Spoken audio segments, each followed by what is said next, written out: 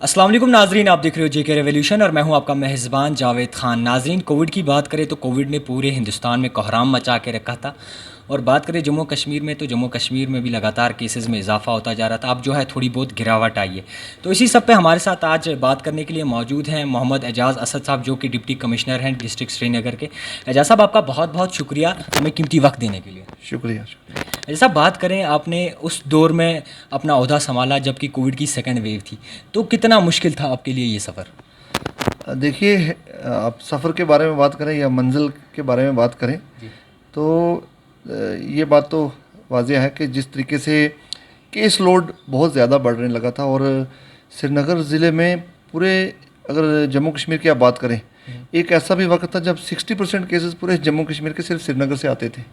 तो एक चैलेंज थी और तकरीबन हमें हाईएस्ट जो है 1350 के करीब केसेस आए थे। और उसके बाद जो हमने इनिशिएटिव्स लिए, जो इसमें स्टेप्स उठाने चाहिए थे वक्तन फ़क्तन, वो उठाए। उसमें SOPs का पूरा पालन किया गया। एक बहुत पहले 144 भी लगाया गया, फिर उसके बाद कोरोना कर्फ्यू इम्पोज़ किया गया। और इन्फोर्समेंट के पार्ट पर मैं ये कहूँगा कि काफ़ी स्ट्रिक्ट इन्फोर्समेंट रही और उसमें हमें तो पूरा पब्लिक का तावन मिला। श्रीनगर की पूरी आवाम जो है, मैं उनका शुक्रिया अदा करना चाहता हूँ कि उन्होंने बहुत तावन किया। लेकिन ये सब बातें कहने का मतलब बिल्कुल हरगिज़ नहीं समझा जाए कि मैं ये ऐलान कर रहा हूँ कि पेंडेमिक ख़त्म हो चुका है। ऐसा बिल्कुल नहीं है। अभी कोविड पेंडेमिक जारी और सारी है। और जब जब हम ये चूक करते हैं, जब हम सोचने लगते हैं कि अब पेंडेमिक ओवर है, तो ये वायरस जो है एम्बश करना बहुत पसंद करता है, एम्बश अटैक करना पसंद करता है पॉपुलेशंस पर। तो इसलिए हमें बहुत ज़्यादा सतर्क रहने की ज़रूरत है। जी। अच्छा साहब, दूसरा सवाल हमारा ये रहेगा कि अगर देखें केसेस में अभी गिरावट आ रही है, तो इस सब को लेके आप क्या कहना चाहें? केसेस में गिरावट, काफ़ी नुमायाँ गिरावट आ रही है। ज़िला श्रीनगर में अगर आप देखें तो जैसे मैंने जिक्र किया कि कभी 1350 केसेस थे, कल हमें 161 केसेस आए हैं। तो जहां हमारा पॉजिटिविटी रेट एक वक्त में 33% भी हुआ करता था, आज वो गिरकर कुछ 5.5% के करीब पहुंचा है। 5.4% टू बी प्रिसाइज कल का था फिगर। इस तरीके से गिरावट आ रही है।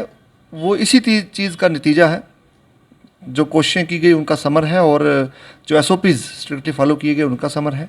और जो वैक्सीनेशन ड्राइव है वो जारी है। और मैं ये सभी से अपील करना चाहूँगा कि जो भी अभी अनकवर्ड ग्रुप्स हैं, वो अपने अपने नज़दीकी हेल्थ सेंटर पर जाएं और अपना जो जैब है वो लें, टीका लगवाएं। किस तरीके से आपने कोविड की सेकंड वेव में काम करवाया? हालांकि लोगों के लिए भी बहुत मुश्किल था और काफ़ी ज़्यादा लोगों को दिक्कत भी आती थी, तो कैसे आपने हैंडल किया? देखो, क्राइसिस की जब सिचुएशन होती है तो उसमें एक तो ये होता है कि प्योर कमांड कैसा है, प्योर डायरेक्शंस कैसे कन्वे होती हैं, वो बहुत ज़रूरी होता है। और दूसरा होता है टीम वर्क। तो मैं इस मामले में ये कहूँगा कि पूरी कमिटेड टीम है हमारे यहाँ ज़िला श्रीनगर में। टीम ने बहुत अच्छा काम किया और पूरी टीम को इसका क्रेडिट जाता है। लेकिन मैं फिर से कहूँगा कि ये बात कहने का मतलब हरगिज़ ना समझा जाए कि कोविड जो है वो इख्तिताम पजीर हो रहा है अपने आखिरी दिनों में। ऐसा बिल्कुल भी नहीं है। ये वायरस बहुत ही ज़्यादा ट्रेचरस है। जिस तरीके से ये धोखा देकर वापस लौटता है, और इसके वापस लौटने के रास्ते वो हैं जो हमें, हमारी निगाह में से बहुत दूर होते हैं। हम देख भी नहीं सकते या उसका तखमीना भी नहीं लगा सकते। हम जिन रास्तों का तसव्वुर भी नहीं कर सकते, हमारी निगाह के बहुत परे होते हैं, उन्हीं रास्तों से ये लौट कर आता है। और मैं दूसरे अल्फाज में यूँ कहूँगा कि वायरस का वापस लौटना जो है ये बिल्कुल, क्योंकि आप अगर पेंडेमिक का देखेंगे, जो world over pandemic Spanish flu हुआ, देखेंगे टिपिकली 4 वेव्स होती हैं। तो इसलिए थर्ड वेव के बारे में जो मेडिकल एक्सपर्ट्स हैं वो भी अपनी राय जाहिर कर रहे हैं और वो कह रहे हैं कि थर्ड वेव का भी खदशा है। तो हमें किसी तरीके से भी कोताही नहीं बरतनी है इसके बारे में। और ये वायरस नया नहीं है। 1 साल से ज़्यादा अरसा गुजर चुका है, हम इस वायरस की चपेट में पूरी दुनिया है। और 1 साल का अरसा गुजर जाने के बाद आज ये बात हर किसी को समझ आ गई है कि SOPs क्या हैं। हर किसी की ज़बान पर, हर किसी के जहन में भी है, जहन नशीन हर किसी को हो गया है कि SOPs क्या है, मास्क पहनना क्यों ज़रूरी है, सोशल डिस्टेंसिंग प्रैक्टिस करना कितना ज़रूरी है। ये सारी चीज़ें हर एक को मालूम है, लेकिन फिर भी कहीं कहीं अगर आज भी ऐसे केसेस आए, ऐसे डिविएशन हमें देखने को मिले कि किसी ने मास्क ना पहना हो, मैं ये समझता हूँ कि वो शख्स खुदकुशी कर रहा है।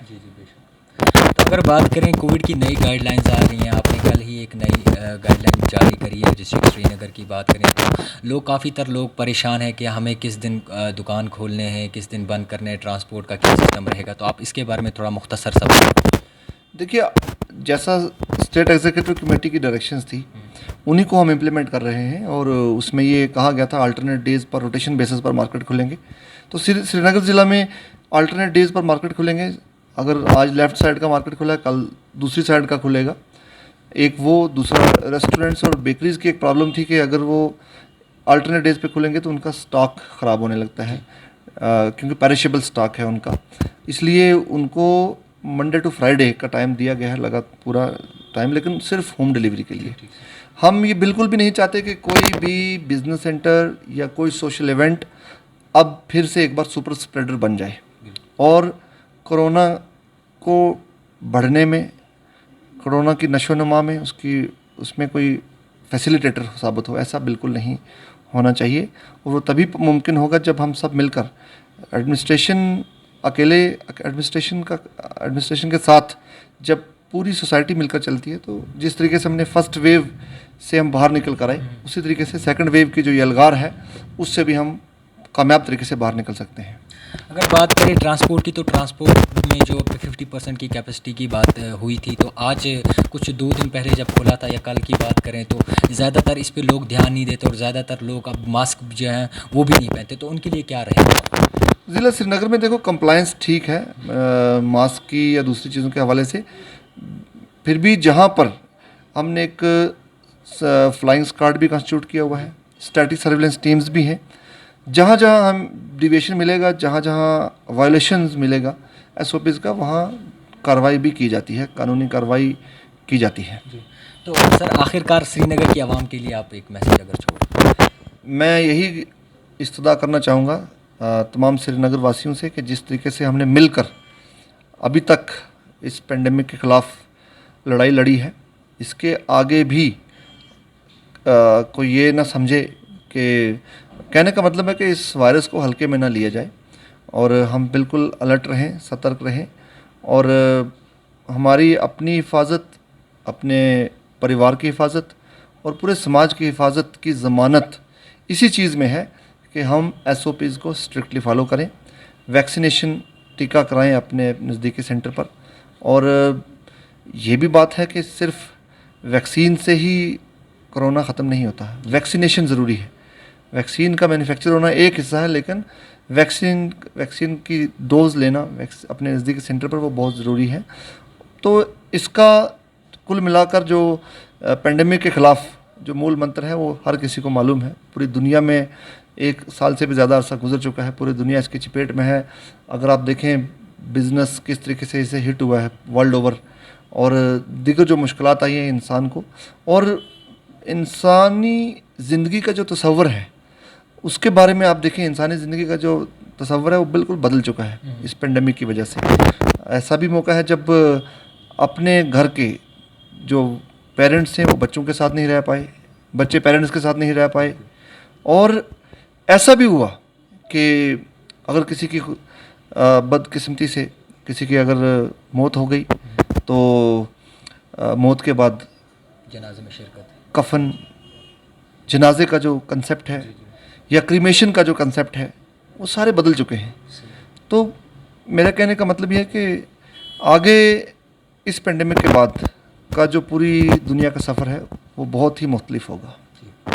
बहुत बहुत शुक्रिया। तो नाज़रीन, बहुत ही मुश्किल होता है कोविड की इस पैंडेमिक सिचुएशन में एक डिस्ट्रिक्ट को चलाना। तो हमारे साथ बातचीत करने के लिए मौजूद थे जनाब मोहम्मद एजाज़ असद साहब। तो इस पे हमने बात की, इस मुद्दे पे कोविड के चलते आखिरकार क्या गाइडलाइंस है और क्या मैसेज रहेगा यूथ के लिए। तो बहुत ही अच्छा काम करें, मैं कहता हूँ बाकायदा काबिल तारीफ़ है इनका काम। तो नाज़रीन, आप देखते रहिए JK revolution, cameraman Burhanuddin Malik के साथ।